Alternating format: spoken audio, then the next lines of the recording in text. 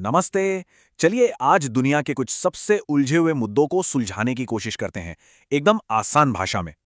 आज की दुनिया को देखें तो लगता है जैसे हर तरफ चुनौतियां ही चुनौतियां हैं। चाहे वो हमारे पर्यावरण का बिगड़ता हाल हो या फिर हमारी सेहत से जुड़ी चिंताएं जो हम सबने हाल में महसूस की हैं, या वो टेक्नोलॉजी जो हर पल हमारी जिंदगी को एक नया आकार दे रही है। और तो और हमारे समाज की बुनियाद तक हिलती हुई नजर आ रही है। लेकिन जरा सोचिए, क्या हो अगर ये सारी समस्याएं अलग अलग हो ही नहीं? क्या ये सब एक ही बड़ी कहानी का हिस्सा हैं?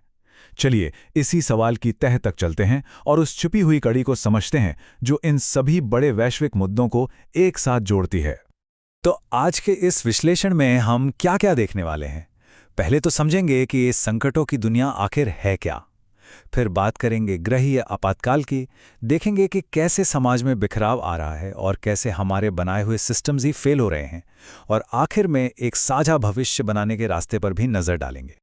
ठीक है, तो सबसे पहले उस एक आइडिया को समझते हैं जो इन सब चीजों को एक साथ पिरोता है। इसी को कहते हैं बहुसंकट या पॉलीक्राइसिस। मतलब एक ऐसा दौर जब दुनिया की बड़ी बड़ी मुश्किलें आपस में इतनी ज्यादा उलझ जाती हैं कि एक का असर दूसरे पर पड़ता है और फिर दूसरे का तीसरे पर। ये मिलकर एक बहुत ही खतरनाक और अप्रत्याशित हालात बना देते हैं। सबसे जरूरी बात यही है कि ये मुश्किलें अकेले नहीं आ रही, बल्कि एक दूसरे को और भी ज्यादा बढ़ा रही हैं। तो इस बहुसंकट का पहला और सबसे बड़ा हिस्सा है हमारा अपना ग्रह। बस एक पल के लिए सोचिए, साल है 2040, बाहर 46 डिग्री की जानलेवा गर्मी है, बिजली कभी आती है कभी जाती है, और पिछले 3 साल से फसलें पूरी तरह बर्बाद हो चुकी हैं। क्या ये हमारा भविष्य है? सुनने में किसी फिल्म का सीन लगता है ना? लेकिन ये कोई कल्पना नहीं, ये वो हकीकत है जो दुनिया के कई हिस्सों में आज ही दस्तक दे रही है। और इसकी जड़ में है ये आंकड़ा 1.2 डिग्री सेल्सियस। दुनिया औद्योगिक युग से अब तक इतनी गर्म हो चुकी है। ये नंबर भले ही छोटा लगे, पर इसके असर बहुत बड़े और भयानक हैं।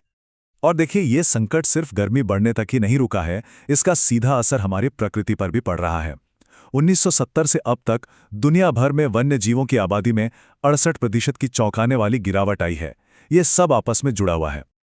तो जब हमारा ग्रह ही संकट में है, तो हम इंसान यानी हमारा समाज इससे कैसे अछूता रह सकता है?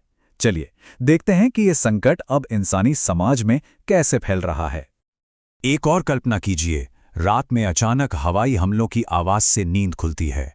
अपने बच्चे को गोद में उठाया और बस मौत से दूर भाग रहे हैं। कहाँ जाना है कुछ नहीं पता। सोचिए कैसा महसूस होता होगा। ये दर्दनाक अनुभव जबरन विस्थापन का है, जो आज हमारे वैश्विक समाज के बिखराव का एक बड़ा प्रतीक बन गया है। और ये कोई छोटी मोटी बात नहीं है।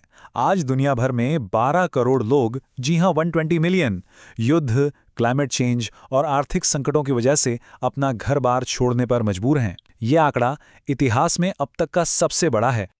इसी बिखराव का एक और पहलू हमारी सेहत से जुड़ा है।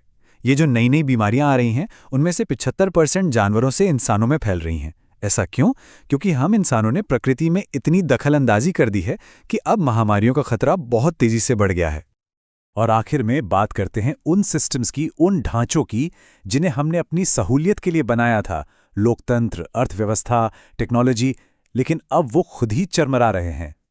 सोचिए, अगर किसी देश में लोग अपने राजनीतिक विरोधियों को सिर्फ अलग विचार वाला नहीं, बल्कि देश का दुश्मन समझने लगे, तब क्या होगा? यही है राजनीतिक ध्रुवीकरण की असली तस्वीर, जहां हमारे सिस्टम को बाहर से नहीं, अंदर से ही दीमक लग जाती है। और इसी से जुड़ा है बहुत जरूरी फर्क। एक होती है देशभक्ति, यानी अपने देश से प्यार करना और उसमें सुधार की गुंजाइश देखना। और एक होता है राष्ट्रवाद, जहां माना जाता है कि सिर्फ हमारा देश ही सबसे अच्छा है और बाकी सब दुश्मन है। अक्सर यही दूसरी सोच हमारे सिस्टम्स को फेल करने की वजह बनती है। तो अगर समस्याएं इतनी ज्यादा जुड़ी हुई हैं, तो ये तो साफ है कि उनके समाधान भी अलग थलग नहीं हो सकते। उन्हें भी आपस में जुड़ा होना ही पड़ेगा। तो रास्ता क्या है? रिसर्च कहती है कि हमें 3 स्तरों पर काम करना होगा।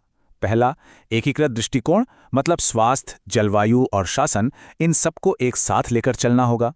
दूसरा, वैश्विक सहयोग, क्योंकि महामारी या साइबर अटैक जैसे खतरे किसी एक देश की सीमा नहीं देखते, इनसे मिलकर ही निपटना होगा। और तीसरा, सशक्त समाज, यानी जमीनी स्तर पर शिक्षा, बराबरी और हर मुश्किल से लड़ने की ताकत को बढ़ाना। मार्टिन लूथर किंग जूनियर ने एक बहुत गहरी बात कही थी। अंत में हम अपने दुश्मनों के शब्द नहीं बल्कि अपने दोस्तों की चुप्पी याद रखेंगे। ये बात आज के हालात पर बिल्कुल सटीक बैठती है। इन चुनौतियों को देखकर चुप रह जाना भी एक फैसला ही है और इसके नतीजे बहुत गंभीर हो सकते हैं। तो आखिरी संदेश बस इतना ही है कि अगर हम सब मिलकर आवाज उठाएं, काम करें और बदलाव लाएं, तो ही इन वैश्विक चुनौतियों को एक बेहतर दुनिया बनाने के मौके में बदला जा सकता है। रास्ता मुश्किल है पर नामुमकिन नहीं।